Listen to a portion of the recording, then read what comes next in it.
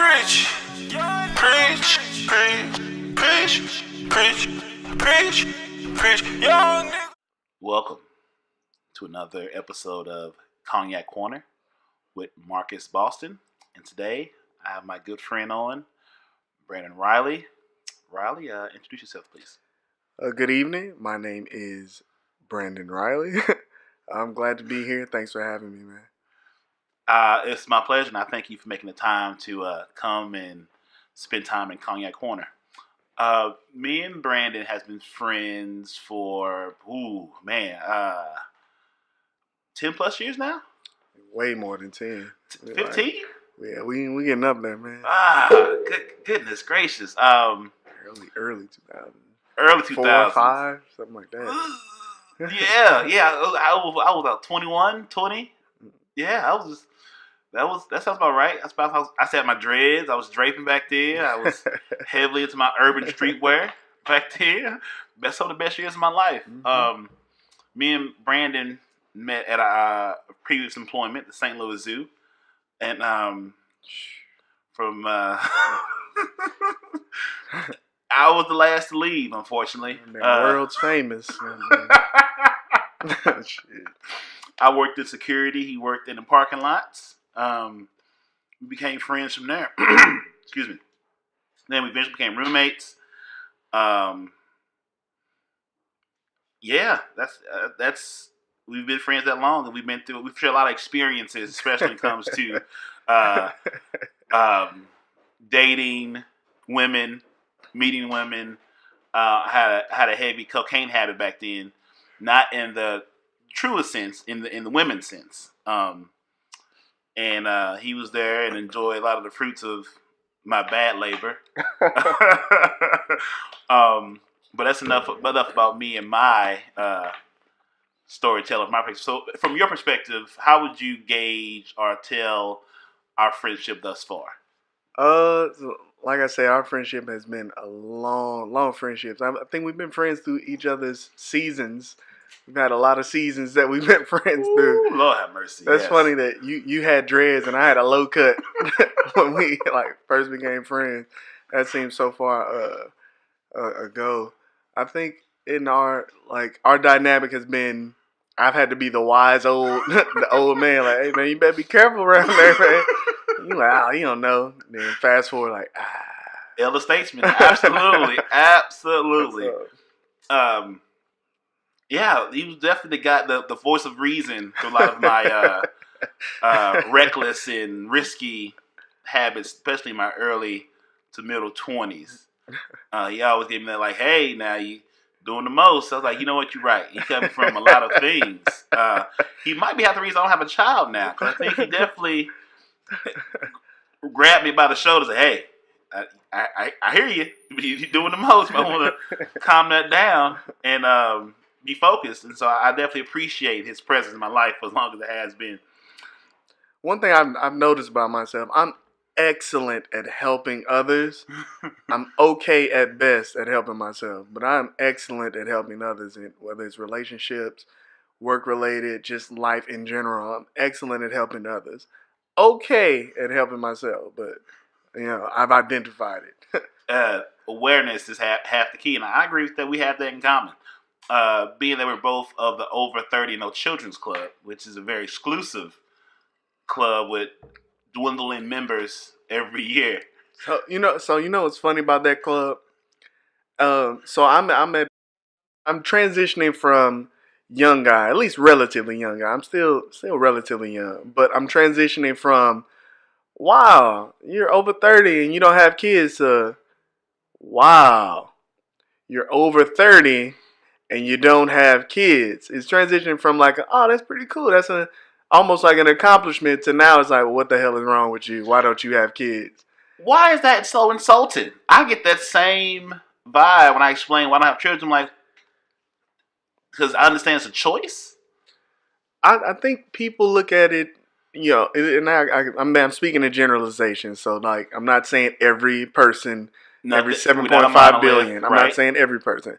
I'm saying in general, if you're a man of a certain age and you don't have kids, it becomes like a flaw. Like, why haven't you planted your seed, especially if you're a man of quality or people view you of quality. Why don't you have kids? What's the problem? Why aren't you part with that? And for me, I'm like still selfish in some regards. Like I still have things that I want to do, time that I may not be willing to sacrifice.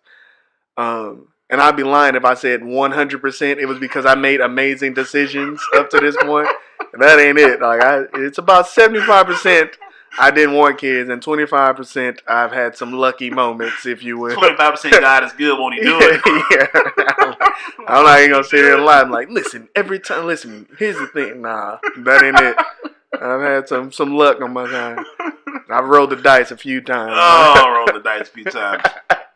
Also, you are an esteemed thespian. I've enjoyed plenty of your plays. You're also the teacher of theater. Now, does that combination of being over 30, black teacher, and a theater teacher at that also give the less elevated of exquisite and rare men give them pause? They think of a negative way. They're like, what's wrong? Like, super wrong with you.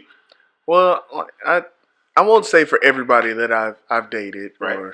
And I say date in air quotes, but I think for some people that I've messed with, I've definitely checked their boxes, if you will. Mm-hmm. You know, strong, independent, talented, doing stuff, educated, has a deep interest in the arts, no kids. Check. But they didn't really like me, the person. I just checked the boxes, but like then you get to know me, and you're like, no, this is a lot to deal with. I just kind of wanted, those check marks, and I get it because I've had people I've dated that have checked all the boxes, but for whatever reason it didn't click, or we didn't have that spark, or it's lopsided, whatever. I have noticed as I get older, I have not a lot, but I have several people that are like trying to hook me up because they feel like they feel like I need to be with somebody. Like, why aren't you in a relationship? What's going on? I got a friend, or I know that she'd be great for you. I'm like, well, like I'm flattered and I appreciate you thinking of me positively like that, but I'm good. They are offended by your freedom. Like, no, if I gotta be locked down with somebody, he needs to be locked down too. Look at him being all happy, doing what he wanna do. I got a nice friend for him and keep him occupied. And for me, it's not even like a freedom. I've been doing since I crossed this 30 club, and even to like a mid, like late 30s. I don't know the official term for it, but I'm doing a lot of self-reflecting and like identifying my baggage that I'm bringing, and identifying kind of where I am in life, and finding a comfort and a confidence in that. Like a genuine confidence and comfort in my own skin, to where if I'm talking to somebody and I'm not feeling it, like I don't necessarily hesitate to be like, this ain't it. And so there I guess there does come a freedom with like a genuine comfort in your own skin, like whereas professionally and personally, all these things are coming together at a time where like I'm really comfortable and confident in what I am, and that's a lot. And so I think when you reach that, you start to see it in others or not see it in others, and you kind of have a moment where you're like, is this something I'm willing to deal with, or is this something I'm not willing to deal with? And so far I would agree. I think in my travels, in my experience, is that oftentimes I'm at a point where I want you to want me, not need me, and to where because I don't feel I can ever, if you're broken, it's not my job to put you together. Yeah, like you can do it on your own. Like I can't look for a woman to complete me. Now you can make me better, but you shouldn't be saving me. You shouldn't be the I never want my woman to lose herself in me. I want to always be the woman that I was attracted to. And like it always gives me pause when either a man wants his woman to do everything he does and become this something she's not, or not be herself, or she feels the need to stop doing hanging with her friends or doing things she enjoyed to be with him. Like, a man that really cares about you and has strength in himself, in spirit, mind, body, and soul, and security, will want you to be the best you, and you gotta just find where y'all click it at. I might not like Scandal. You do. That's cool. You enjoy Scandal to the best of your ability. I'm gonna watch Voltron. You don't have to watch it with me. I'm not offended by that. I think what you're speaking to in its simplest form is happiness, right? And this is a lot of trial and error to find these answers or whatever.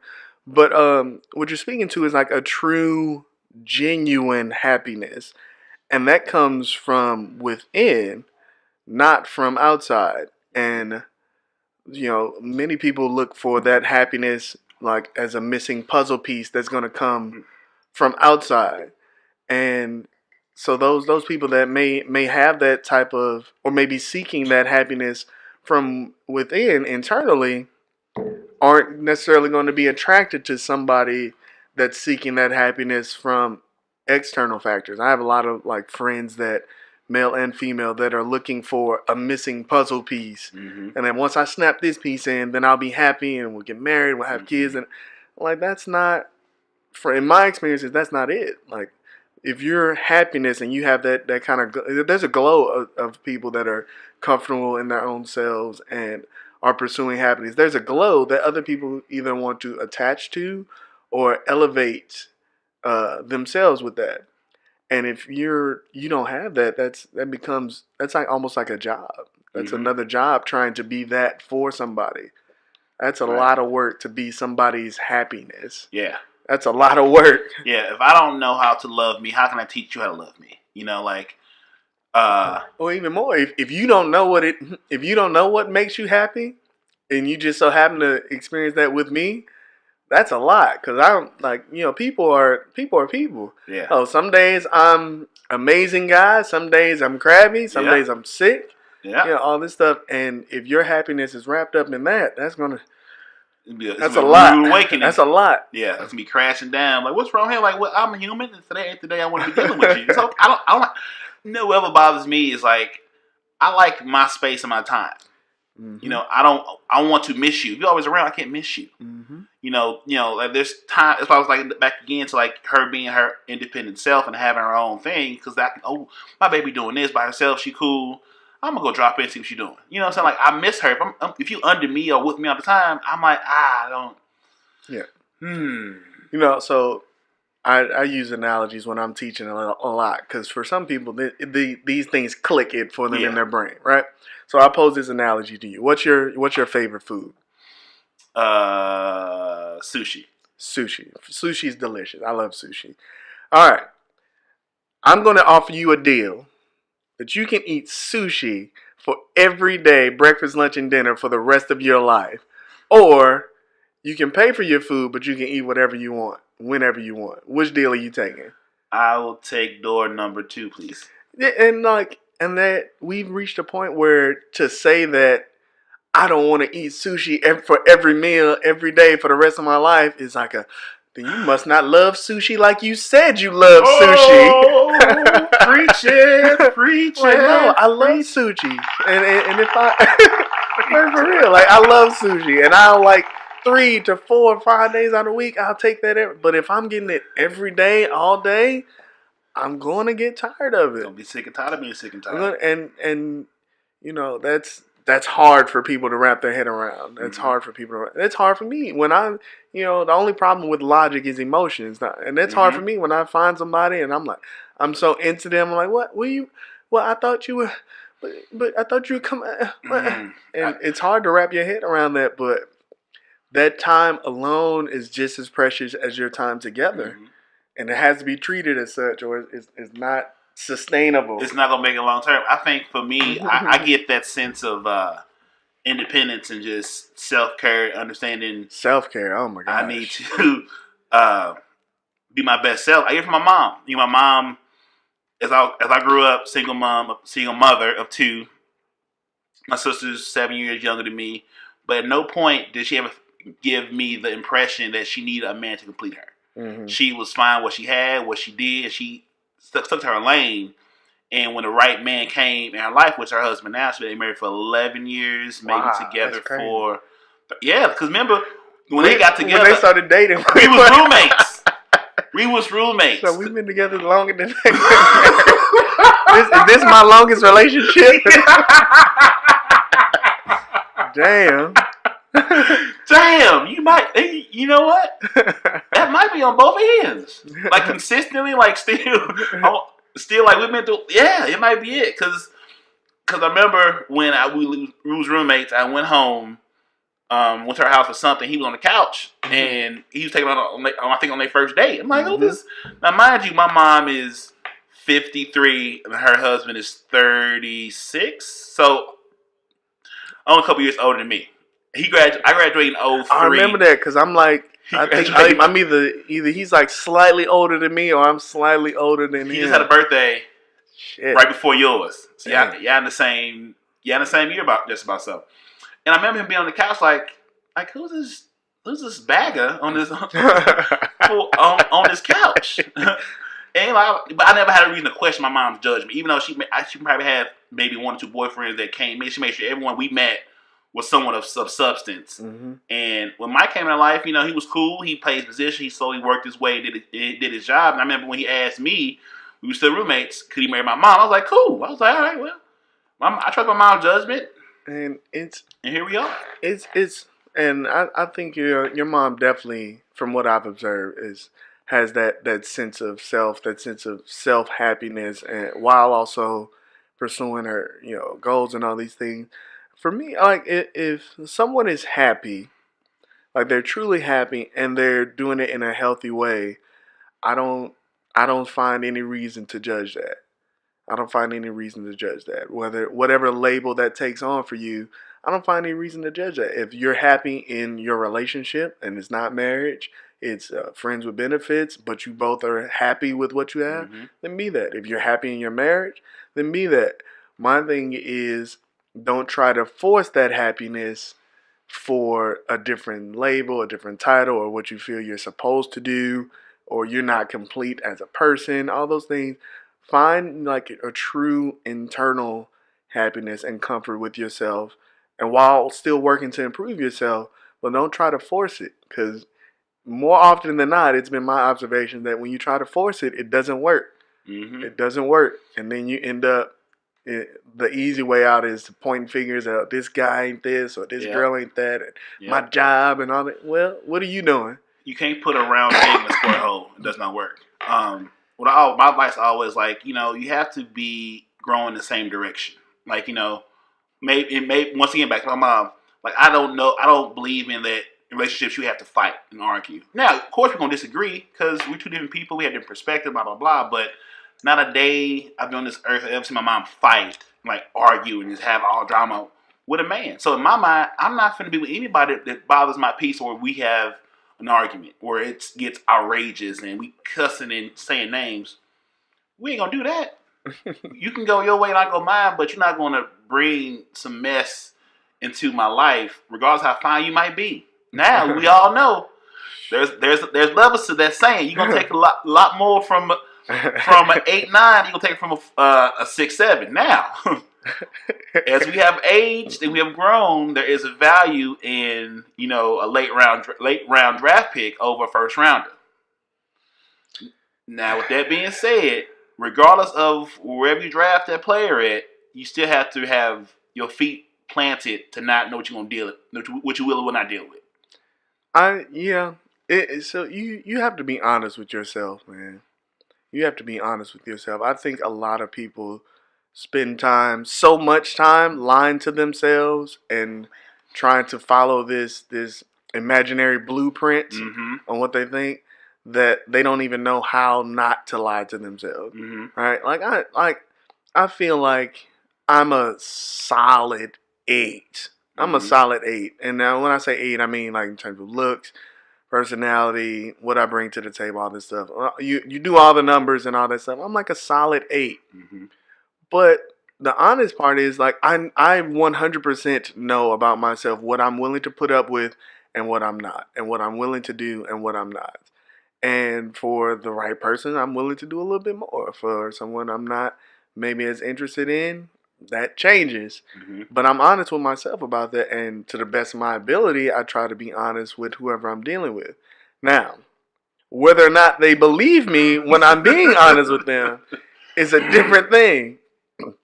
It's a different thing. I've had people I've dated that I've told flat out what it is, and then they try to change that. And I've had people I've dated where I haven't been as honest, and it ends up not working out. And when I've been honest, I feel way better about the situation. Younger me, like I wasn't, like I say, I've been working on self for a long time. Younger me was not where I am now mentally. Younger me was trying to follow this imaginary blueprint or trying to be everything for everybody that I dated. Mm-hmm. And like that just ain't it. And a lot of that was because of the physical. A lot of that's because of the physical. You know, it like as we're filming this podcast now, the right young lady walks in here, there's a good chance I may leave this seat and go see what it is. But older me like knows like I was like, hey D, Marcus, you know, sorry man, I gotta. Young me was like, no man, we had a connection. And I'm like, no, she had a nice little curves and smile. You know, just be honest with yourself. It's way less stressful. You know, on the long end. Now up front, you're gonna have it's gonna be tough at some moments up front, but long term, it's way better for your own state of being honest up front. So being that, so when you date, when you look for women, where do you normally run into women that fit your idea? Not only use the word idea, but attracts your eye. What kind of young lady attracts your eye based on the places you travel and frequent? I would say so. I don't date much these days because I put in 50, 60 hours towards my work and my craft, so it doesn't leave much time for dating. So when I do date, air quotes date, or bump into somebody, it's usually not planned and it just kind of comes out of nowhere. So what attracts my eye, like it's different for me for every person I've dated. It's different for me. Like I'll catch somebody and the sun hits them the right way, and I'm like, whatever their personal look is, kinda. I'm like, oh, okay, that kind of works. That kind of works for me right now. And so it's different. Like even now as I'm trying to picture it, like nobody that I've really dated kind of fits in a similar type. Uh, I hate to be cliche, but I am a butt man, so that's a thing. You know, like them cakes. I caught myself this past summer. Like I saw somebody, she was walking away from me, so back's turned to me. I'm like, man, she kind of cute. I didn't see this lady. I ain't seen her face, a smile. I'm like, she kind of cute. I'm like, golly, I wish that didn't have that type of power over me, but it does. You know, in addition to that, I do love a nice smile because I'm kind of a goofball, so a nice smile works. So on the level of a nice butt, a pretty pair of eyes, like them staring into your soul eyes. Oh my gosh, that's stop looking at me. Yeah, that's tough. I have to look away sometimes. But I think it's unique to each person. Like whatever, I kind of like young ladies that have like a quiet confidence about themselves. That they've kind of identified them what their look is or what works for them, and they kind of they have this quiet confidence about themselves. I that's really attractive to me, for sure. I don't really like the extravagant, kind of over the top, too loud. I don't really like that. I'm pretty low key. Yeah, all the attention and spotlight. Yeah. What has been your long relationship? Outside of me and you, bad boys for life. Outside of that, Mike Lowry and Marcus over here. It's my longest relationship. Was 2 years, and that was in high school. Good God, that shit don't even count. Shit, it's my longest one. Outside of that one, I think a year has been my longest relationship. A year has been my longest relationship, and I've messed up many relationships. So anybody listening to this, please don't take this as me saying that I have everything figured out. And I apologize for my flaws, my faults. I know I've messed up many relationships, whether that was the timing, whether that was me stuff, my own baggage that I just hadn't come to terms with. Some of the relationships, it was you, but many of the times it's been I've messed up a lot of relationships with some wonderful young ladies. But I think now on the hindsight of it, it probably was better that those relationships didn't work out because I wouldn't have been what I needed to be for those relationships to be successful anyway. So I apologize. Hopefully that gives you some explanation, but trust me, I'm not saying that I've been a perfect guy. I'm well aware that I have not been perfect in all my situations. So now that you've risen to this higher level of consciousness, definitely about yourself, which is the important thing. And yeah, man. It makes you a better partner, spouse going forward. Mm-hmm. Do you think when the right person find your relationship arrives, and what would be everyone comes? I mean, we're over the age where everyone comes to either kids, some level of unfinished baggage from whatever. How much baggage can you carry at this point, knowing what you know about yourself? And baggage, I'm saying, like, I say the kids are great. We love kids, but I mean, being that we do like our time. I know I have a hard time playing second or third to children come first and trying to figure out where you fit into her schedule. Plus, if she's I don't want to say if she's a mother will always put her kids first in the right way. So you have to figure out where you fit in. So they might be hanging out during the week. It might be very patient. And is your patience long enough to allow that to develop, to see what it's really about? Because I know I lose patience after a while. If I'm available, I want you to be available too, but I can't. You have a child to get to school in the morning. You know what I'm saying? So do you feel you're at the level now to let that work itself out? So I think, and I like one thing about where I am now, mentally, emotionally, and physically, all that. One thing about where I am now is that I'm willing to be wrong on stuff.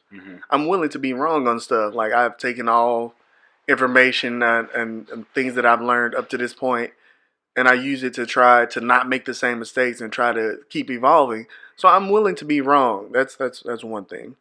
But I believe, I really believe this, that when you're talking to somebody that the interest is mutual and it's a deep interest, that the things about each other that may be challenging won't even be looked at as baggage. It'll be looked at as part of our relationship, how we move forward.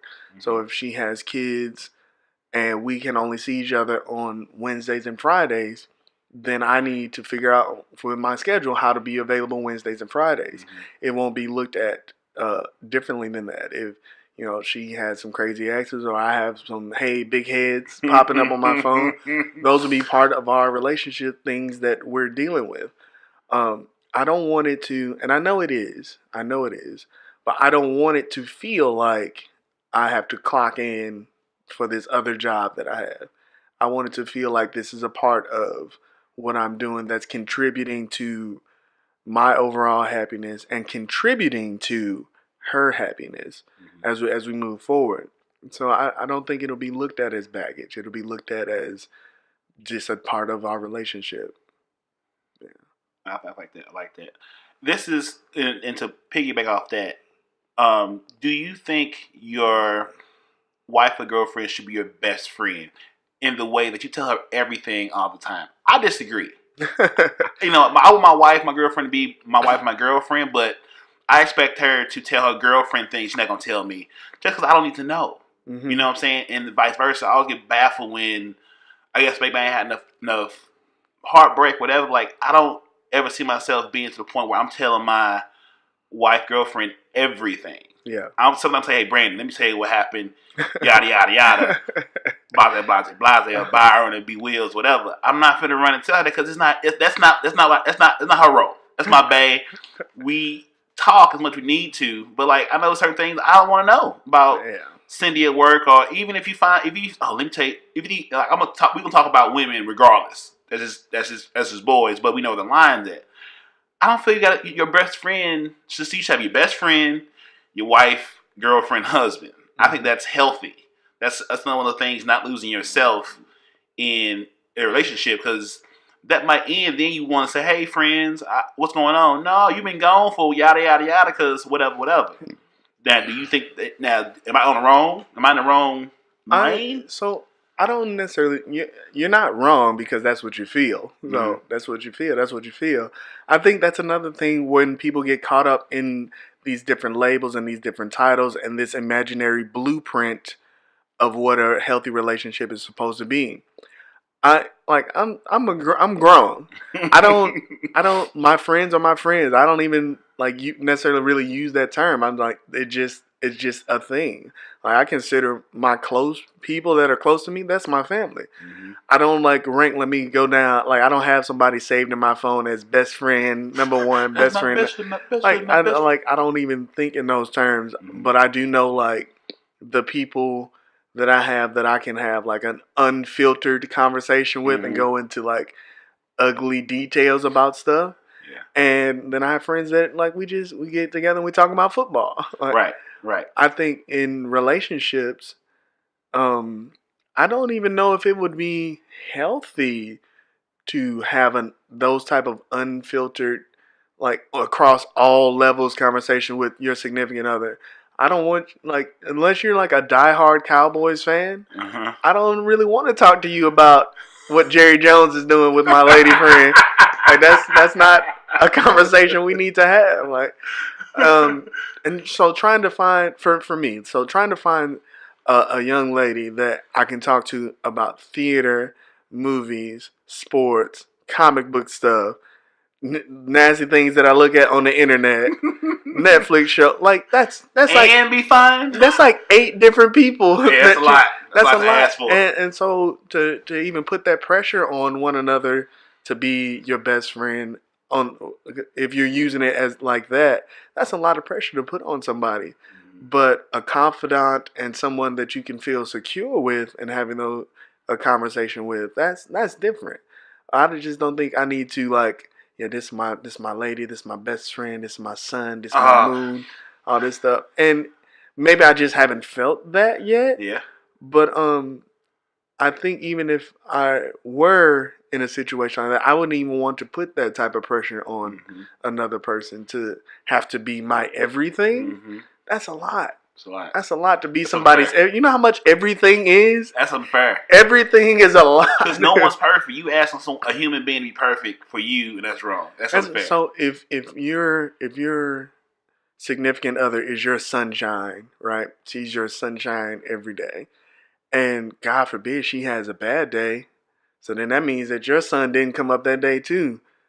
And now we in this kind of gray cycle of emotions and feelings, and well, this was my person that I tell everything with, that gives me clarity and provides me with my smiles, and she's having a rough day. So then what do? You gotta have this balance, man. This balance. So when she's feeling down, you still have the things that you love and are into that provide you with some light that you can share with her, and vice versa. Putting all that pressure on another person to be all that for you is almost selfish in some regards, to try and put all that on another person. I agree. We gotta stop getting caught up in these labels and this blueprint. That blueprint was created in BC. Right. We way past that. Way past that. It was a lie was made then. It wasn't even perfect. When they wrote it was a damn lie. People were dying at 28. Right. We live into 90-something now, man. It's okay to multiple lives according to that matrix. That metric. It's okay to do something different if it works for you. Right. I think that's. You say tough. This is another question. Don't ask a question you don't want to answer to. I practice that in my life. Let me live in my blissful ignorance. Ignorance is far bliss. as I know, she ain't dated nobody in 10 years, and I was just let me live in my ignorance. 'Cause I don't want to know. I don't want to know about the time you was dating a 6'8", 240 guy in college. I don't want to know. Just let me live. I'm happy. Let me live. Lord, to quote the great philosopher Plies, I'm happy. Leave me alone. I'm happy. Oh man, yeah. I don't want to know. I never ask the questions about your ex and what did you got. I don't want to know. We live in the now and going forward. They got nothing to do with me. So I legit try not to lie when it comes to these intersex relationships. I try not to lie. When every now and then they ask me a question, I'm like, all right. Are you ready? I'm good. I'm going to answer this question. Now just remember, you asked asked me for this. it. You asked me this question. I'm gonna answer, but I didn't. I was just gonna keep moving. I was gonna figure out what we were eating for dinner and where we're going out to hang out. But you wants to know this question. And I think that's another thing that comes from like security. That's like a security thing. I don't need to know about your deep into your past. I may need to know like some surface level information, but I don't need to know about deep into your past because that's not my concern. Mm-mm. My concern is your present and hopefully your future. Right. I don't like. I'm confident enough in myself that this is what you want, so we can move forward. I don't want to like. I don't want to know because then I'm a thespian. I teach theater. I do shows. I'm all these characters, so I have a very active imagination. So once you put something in there, now I'm like, run with it. I'm trying to sleep, but I'm thinking about the time you went to NBA All-Star Weekend and with your girl. I don't want to think about that. I just want to live. Leave my mental piece alone. Don't you do it. I ain't gonna ask for it. Don't you do it. Part of that is like, because I've been the I'm going out of town for a weekend, and I've been the guy that they visit. And I'm like, oh, I know at some point I got some of that stuff coming back to me. It all comes back, and it's undefeated. It's coming back. You don't know when, how, or what. It's gonna come back. Yeah. We all took the trip. I ain't gonna see her. I ain't gonna see her again. So I'm gonna do something disgusting. So I'll never do somebody I know next door. Man, I don't want to know about that, man. Yeah. If you could, what would this version of Brandon tell the 20-something KC version of Brandon? Oh man, if I could have, just to really strive for like internal peace of mind more than anything. Strive for that. I was striving for like everything but that, whether it was financial stuff, relationship stuff. Right, I was very much early 20s. I was very much into quantity and impressing my friends with who I was talking to and all those things. I know I was there. Yeah, yeah, and it wasn't even like. I didn't really. It's only now that I realized those things were being done on a subconscious level because of like some baggage. That's a whole nother podcast. Whole nother podcast. Like some baggage stuff that I had from childhood, and it's only to like recent years that I've been able to identify that. My mental health in the early 20s was terrible, but I just didn't like. You don't know.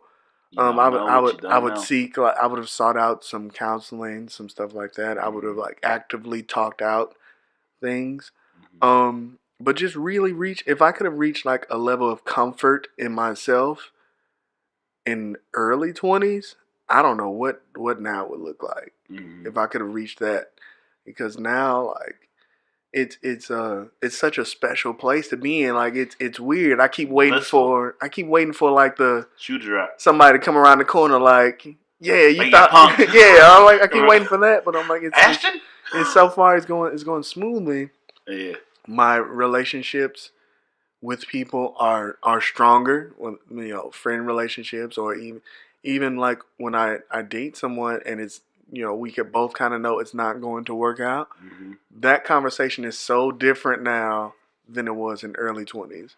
Early 20s was like, you ain't, all this back. Now it's like, it's a very like, okay, well, it's still uncomfortable, but it's not this ball of negative energy. It's not that. So I think that would be, especially when it comes to relationships, like own up to your own stuff, identify your own stuff before you start trying to bring people into that. Because like I say, I don't know what today would look like had I done this work 10, 15. Right. God forbid if I'd have figured it out in high school. Oh man, it'd be so much more chill. a lot of bonds wouldn't have though. You probably wouldn't be here. No. With a whole host of things, but you got me. So in that regard, I'm legit thankful for my experiences. I look at it like I've been going to the gym mentally and physically for my whole life to be prepared for now. To be prepared for now and what comes next. So one thing I get frustrated with people when they're like, and it's typically women, if I'm being honest. Typically women that look at their interactions with different people as failures. I'm like, well, you wouldn't go to the gym and not be able to lift everything in there and be like, I failed at the gym, so I'm, you go back in there, you work out some more, you get a little stronger, you get a little wiser, and you keep trying in preparation for what comes next. I look at relationships are a lot like that. I hate when people say, I hope I'm not wasting my time, or I hope this is going somewhere out. This is now, right? And any interaction that you're having with somebody is beneficial if you allow it to be. If it works out, if it doesn't work out, it's like you're going to the gym. All right, I was in the gym with this person. This didn't work out. Take that. What did I learn? What didn't I learn? Move on to the next thing. Or just stop working out. Those are your options. You can get better, or you can stop working out. I think of all the female friends that have relationships that I admire, and I feel they earned. Either they stayed in the gym and kept working at it, and eventually got where they wanted to be, or they stopped going to the gym and it was taking everything that came their way, or they settled. Yeah, I see a lot of people settling because they want to. I look at on my social media accounts. I'm like, statistically, there's no way that there's this many people jumping into marriages. Like, just the stats alone don't, man, forget the emotions and logistics, all that. Just statistically alone, like, this is not a good idea for all of you that are posting it. I said yes. I'm like, but I don't buy none of that shit. I know. I want to believe that all these healthy. I'm like, but I know. But I know you. I talk to so many people, and I think me teaching and doing theater and being in all these different circles. I'm like, I talk to people, and there's a lot of folks that haven't come to terms with who they are. So how are you? All right. So good luck figuring out who you are while you're attached to somebody else. Then you have a child on top of that. I'll see you in 5 years at the divorce court. I'll be waiting for you, baby. I'll be right here waiting for you. So these shark-infested waters, the game has changed. I think it's a game. I'll see you in 3 years when that shit fell apart. And I think they just feel so pressured to be in one of those, be in something that they do it. And I get it. I understand that my viewpoint is not a popular viewpoint on these things. Yeah. And I get it. But I'm in a decent place mentally. Right? I'm in a decent place mentally. So I don't know. Well, I want you to give, we're going to wrap it up very shortly. I want you to give 2 gems for men, young and old, and for women, young and old. Just for them to find the nirvana that you have, or just good solid advice, something they can hold on to. Yep. Men and women, if you do these things, your state of mind and peace of mind will be so much better. Now, these things are easy, but they're not simple, or they're simple, but they're not easy. For men, if you can be honest with the young ladies or young men that you're dealing with, if you can be honest and live with those results, it's so much less stress on you. If you can just be honest with your intentions, what you want, whatever it is, if you can be honest, it's like 90% less stressful than trying to be a version of yourself. Just be honest with whatever it is. You'll be shocked at the results sometimes. And it's going to work out sometimes. Sometimes it's not. But your stress and mental state is going to be so much better. Women. How you doing, ladies? If you can get to where you pay attention and accept the signs for what they are, it's going to be so much less stressful on you. And your state of mind is going to be so much better. All the signs that you need are there.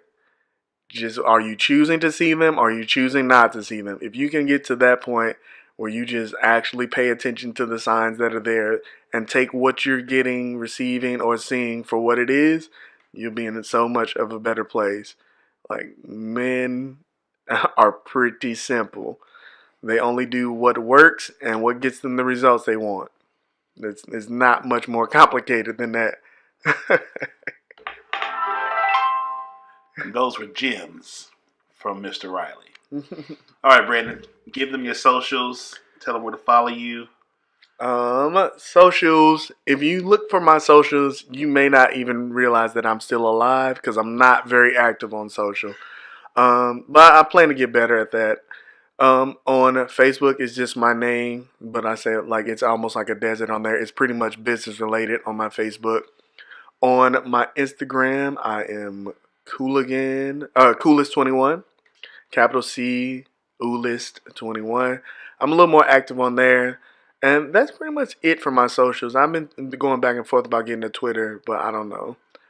That's pretty much it for social for me. All right, folks, we want to thank Brandon Riley for being on this episode of Cognac Corner. Round of applause for the young man.